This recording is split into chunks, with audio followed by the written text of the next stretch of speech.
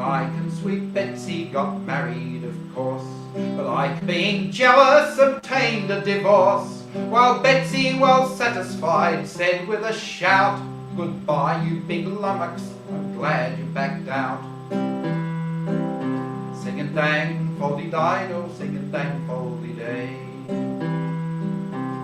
Dang foldy dido, singing dang foldy day.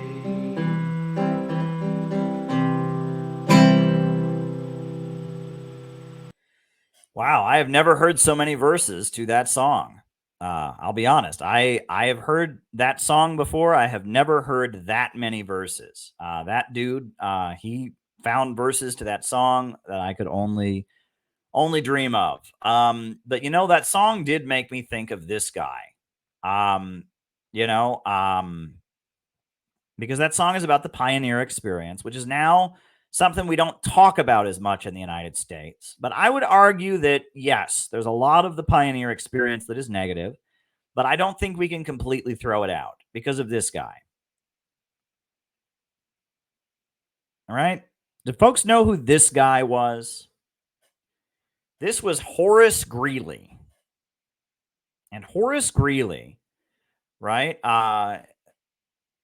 This guy was a leading abolitionist in the state of New York.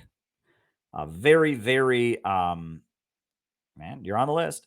A leading abolitionist in the state of New York. He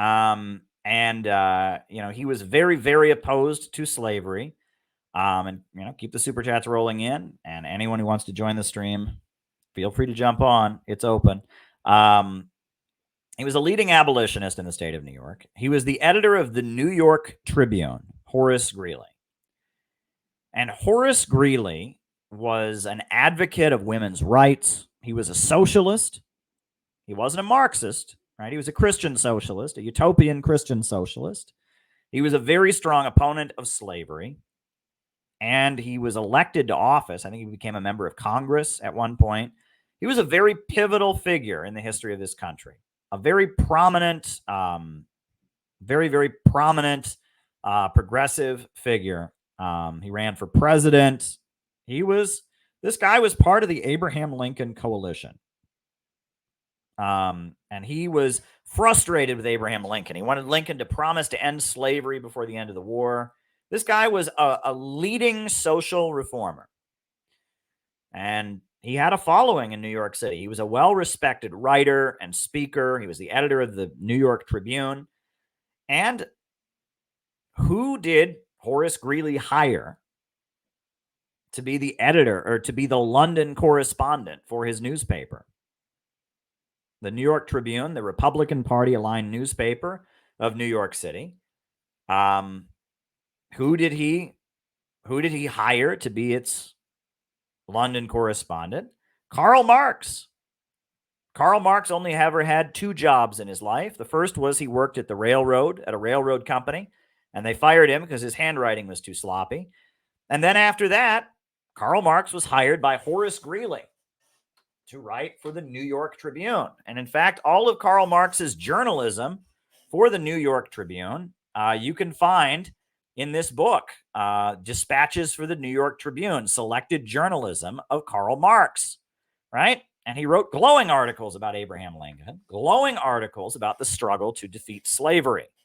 And Horace Greeley was a very, very important figure in the history of America. He was a Christian. He was an abolitionist. He was a socialist. He was an advocate for women's right to vote long before that was a trendy cause to fight for. There were times he stuck up for Native Americans, and he said that, Native Americans needed to be treated better. He also was an advocate of temperance. He thought alcohol was a bad thing for civilization. This guy was a John Brown supporter. He was a Harriet Tubman supporter. He was a Frederick Douglass supporter. He was a supporter of the labor unions and the labor movement. He was Karl Marx's boss, Karl Marx's employer. This guy was a pretty important dude. Very, very important person. And yes, he's been erased from American history. This guy was what they used to call a radical Republican. He was a radical Republican. He was in the far left of American politics back in the 1840s, 50s, and 60s. He was a radical Republican in New York City. But what was his slogan?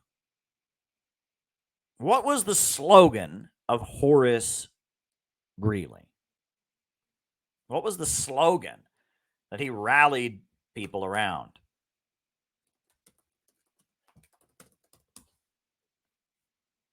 What was it? What did Horace Greeley urge people across the country to do? What was the slogan that was associated with Horace Greeley? Well, I'll tell it to you.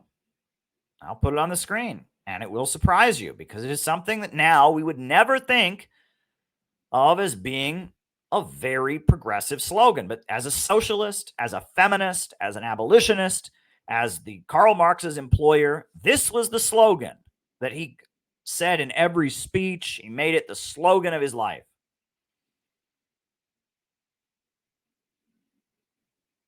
Go west, young man. Go west, young man. And that is the slogan that is affiliated. It is still to this day associated with Horace Greeley. In fact, that saying, people remember that was a pivotal slogan in American history. It was painted on the walls. It was, they had posters in the newspaper of it. Go west, young man. And what did he mean? Well, Caleb, what that means is that Horace Greeley was just such a racist that he wanted all the Native Americans to be killed, and he was like a white supremacist, and so he wanted to kill all the Indians, and so he said, go west, young man, and kill the Indians. That's what he was saying. I get an A+ in gender studies. Oh my God. No. Horace Greeley was actually one of the white people who was the most sympathetic to Native Americans. I'm not saying he never said anything racist in his life. I'm not saying he was an angel, but he was an abolitionist, a strong abolitionist. He was a strong advocate of women's right to vote. He was he defended Native Americans in his articles. Now, Horace Greeley said, go west, young man. And keep in mind, this guy lived in New York City. So that was not to his interest. Go west, young man meant go away from New York City. Meant don't be in the place where you can buy his newspaper. But he was saying build the country. That's what he was saying. Build the country. Expand westward. That's what he was saying. Go west, young man. Expand westward.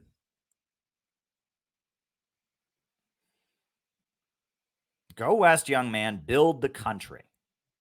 And for him, socialism, abolition of slavery, the rights of women was associated with historical progress. Horace Greeley was a city builder. He was a city builder. And he was a socialist, and he was a Christian, and he was an abolitionist, and he was in favor of women's rights. I guess that made him a feminist. And he was a non-drinker. He was an advocate of temperance. And he was Karl Marx's employer, one of only 2 employers Karl Marx ever had in his life. This guy was about as far left as you can get. But left meant progress. Left meant building. Left meant marching into the future. That's what left meant in Horace Greeley's time. It meant advancing. And that meant building new cities in the plains. That meant expanding new territories. It meant getting rid of the primitive, barbaric practice of slavery that was holding back the industrialization of the country, that was keeping the country in primitive agrarian conditions. It meant supporting industry and technology. It meant supporting labor unions and the rights of workers on the job.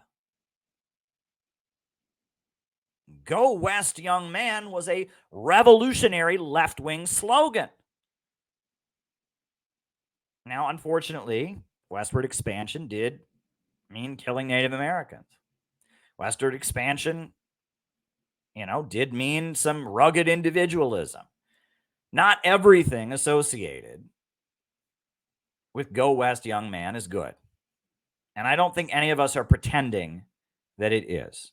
There are definitely some bad things associated with Go West, young man. But when I read Anna Louise Strong, right? Do you folks know who Anna Louise Strong is? Right? My favorite, by far, American socialist writer, Anna Louise Strong. Right? The Seattle City Council woman who opposed World War I, who led the Great General Strike, who met Stalin and was a personal friend of Mao. An amazing, pivotal figure in the history of American socialism. Anna Louise Strong, a great, amazing writer. I Change Worlds, the Stalin era, the Soviets expected it, the Soviets conquer wheat. Anna Louise Strong, this amazing woman, this dynamic figure in the history of American socialism, this beautiful journalist, right?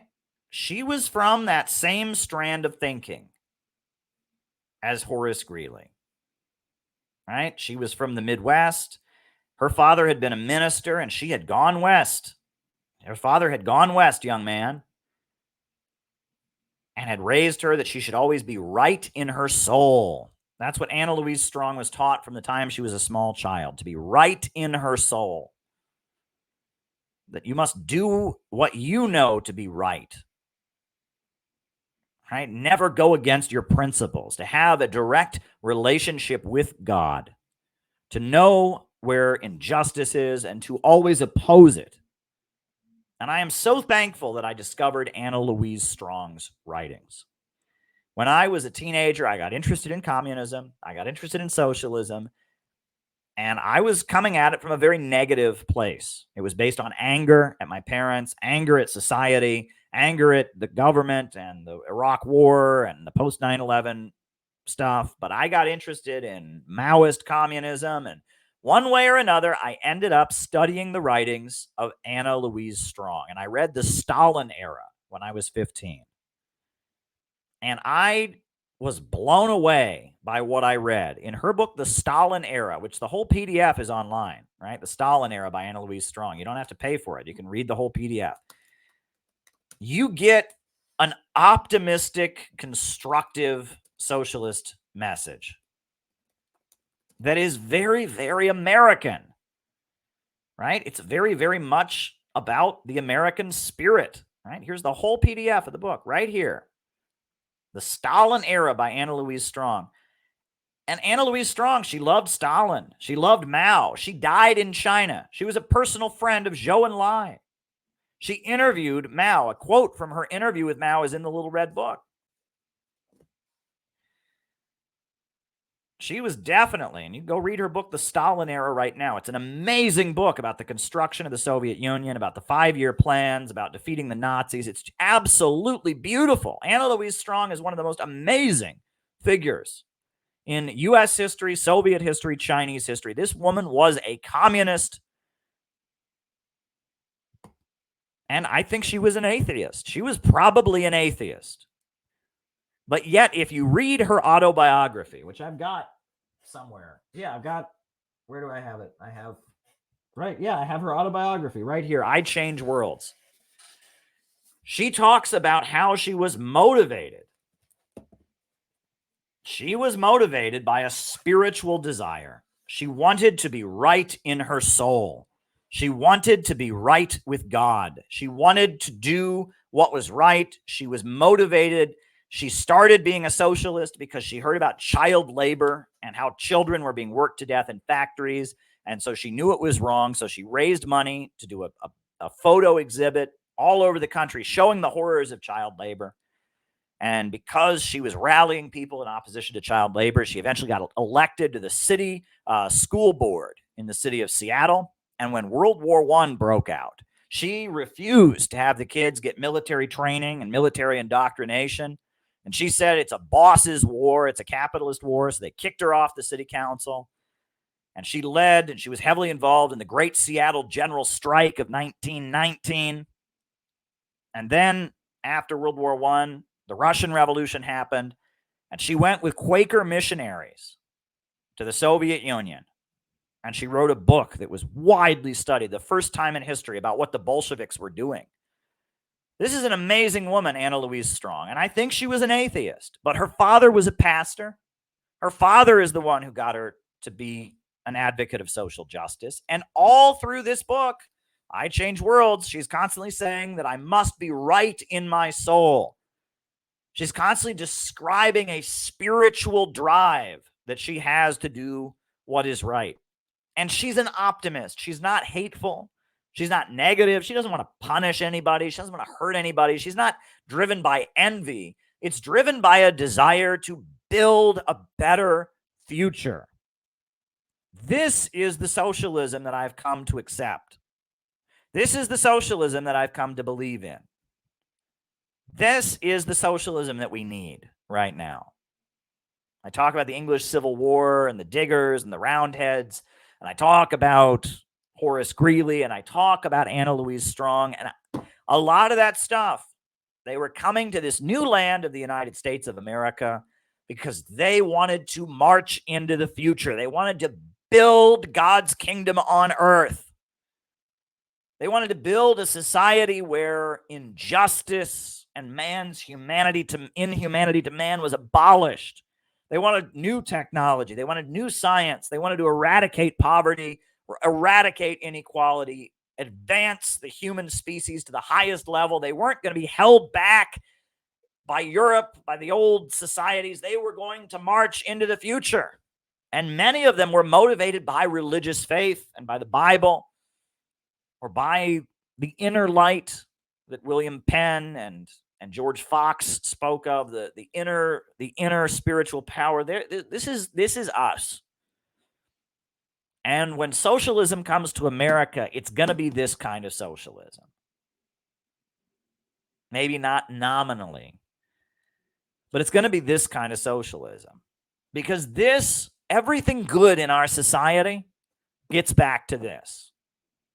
Everything good in our society gets back to this. The labor movement gets back to this. The struggle for women's rights gets back to this. The struggle to abolish slavery gets back to this. Marxism first came to America because of Horace Greeley, because he hired Karl Marx to write for him. The Lincoln Coalition to defeat slavery is because of this. Right? The Communist Party was started by these people. John Reed, Louise Bryant, these people that were motivated by something beautiful. And even the later Maoists, William Hinton, Edgar Snow, it was these people.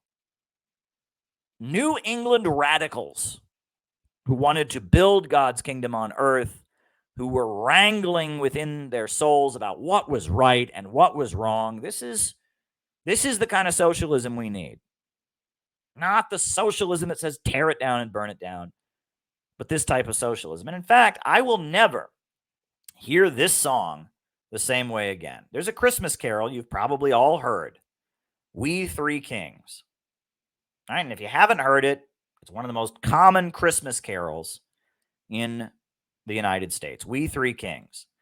But I want to tell you where We Three Kings was written. We Three Kings. We Three Kings.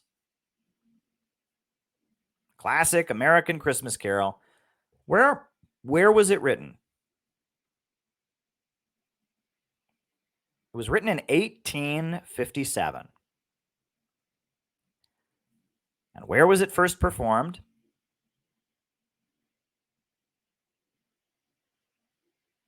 At a Christmas pageant in New York City.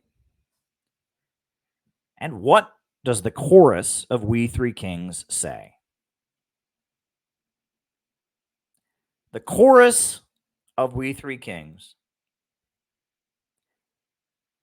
is westward leading, still proceeding, guide us to the perfect light. Now, obviously, it's a reference to the three kings who visited Jesus, the manger scene, etc., the crash. But that chorus, nowadays we hear that and we say, okay, they were going west to see Jesus, whatever. But no. That would, nowadays, right? 100 years from now, somebody might, write a song that says, oh, let's make America great again, and people won't think anything of it. But if you made a song now and the chorus had the words make America great again, everyone would see it as a pro-Trump song, even if that had nothing to do with the song, because everyone would know that phrase, right? Phrases take on specific meanings in specific contexts, right? Well, back in 1857 in New York City, if you had a song and the chorus went, westward leading, still proceeding, guide us to the perfect light, everybody knew what that was referring to. Everybody knew westward leading, still proceeding, guide us to the perfect light referred to this guy. That was a blatantly political abolitionist statement. 1857, some guy in Pennsylvania decided he was going to write a new Christmas carol for the Christmas pageant, the big Christmas pageant in New York City. And he made the chorus to his Christmas carol go, westward leading, still proceeding, guide us to the perfect light. And everybody back then knew exactly what that was. Nobody missed what that was. Everybody knew that meant, everyone in New York City in 1857 knew that meant go west, young man. That meant abolish slavery. That meant give women the right to vote. That meant build God's kingdom on earth. That meant tear down injustice. That meant mobilize and find the spiritual power within yourself, the holiness, the rightness within your own soul. It meant connect with God. Guide us to the perfect light.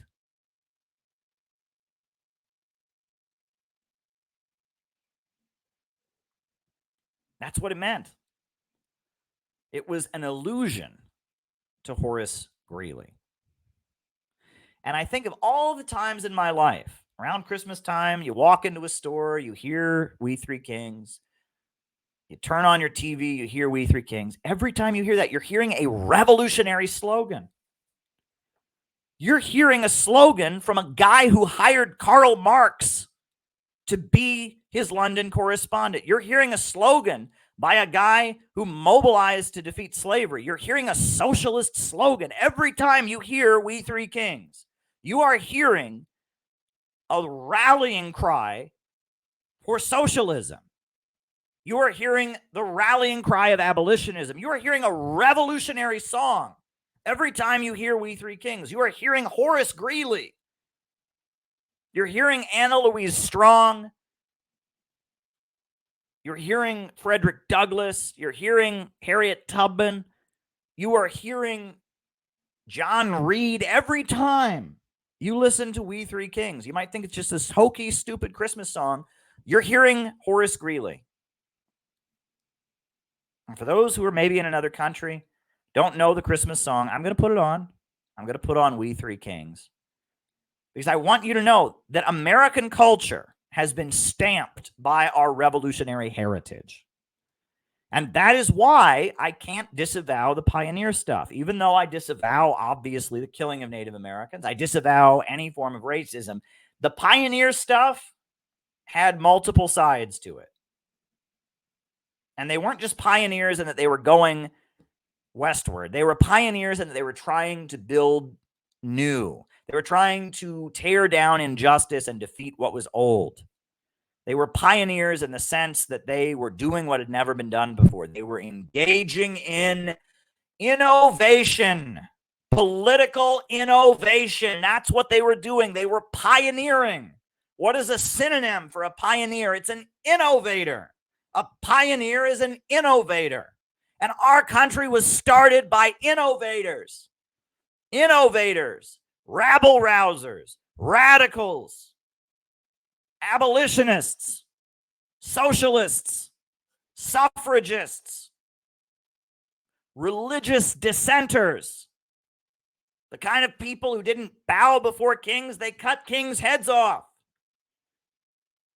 That's who started this country. And if you want to just dismiss it all as racism, you want to just dismiss it all as Jim Crow, you just want to stand there and say, oh, I denounce it all, I'm so good, you're missing the point. Because there's a lot of evil in this country. You can feel the evil all around you sometimes, but there's still righteousness in this land.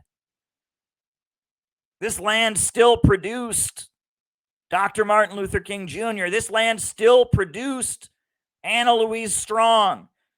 This land still produced Frederick Douglass and Abraham Lincoln and John Brown. And if we're going to win this thing, we have to find that righteousness. And we can't just write it all off. We can't just declare independence. And we can't just drown and ooze in pessimism. If we're going to win this thing, we must find the righteousness in this land and make it our own and allow it to flourish in these times. That's the only way we can win.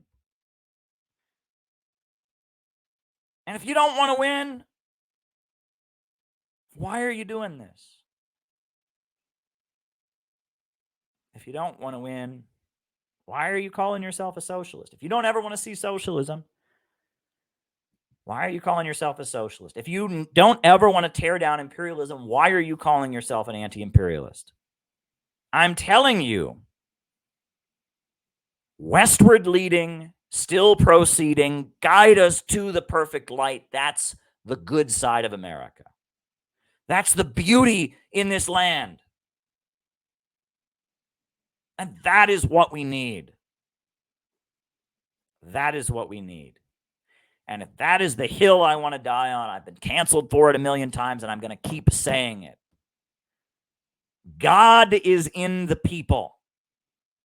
God is in this land.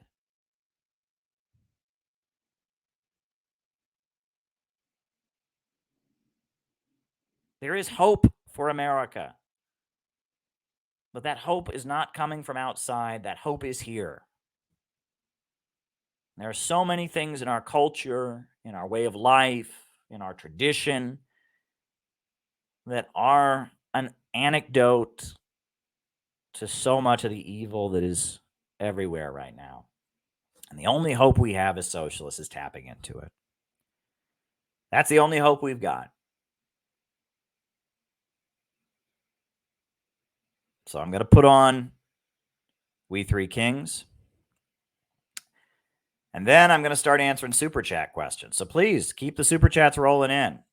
Ask me some good questions because I've only got 2 so far. Maybe there's some rumble rants, but got to give me something to talk about. So let's go. Feel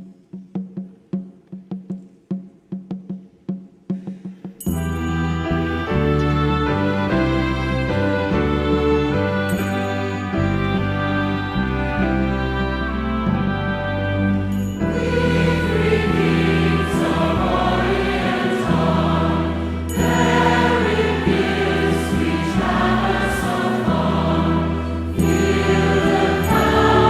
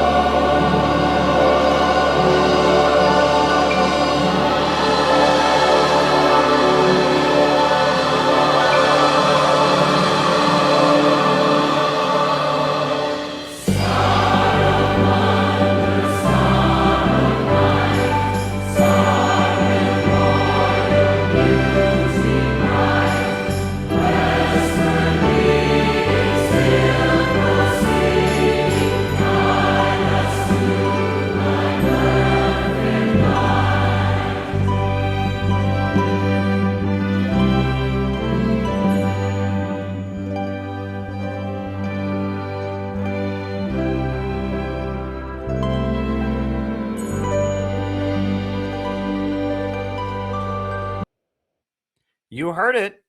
What did they repeat over and over and over again? Westward leading, still proceeding, guide us to the perfect light. Written in New York City in 1857. Everybody knew what that meant. Everybody knew exactly what that meant. And everyone also knew who it was referring to. Everybody knew that that was a reference to this guy. And that guy, Horace Greeley, represents the good in American history. Westward leading, still proceeding. Guide us to the perfect light. Go west, young man. Go west. So on that note, folks, names and locations. I will call you all out as I see you. Names and locations. Who is with us tonight? Names and locations. Who's with us? Who is with us tonight? Names and locations. And please keep the super chats rolling in. Give me something to talk about here.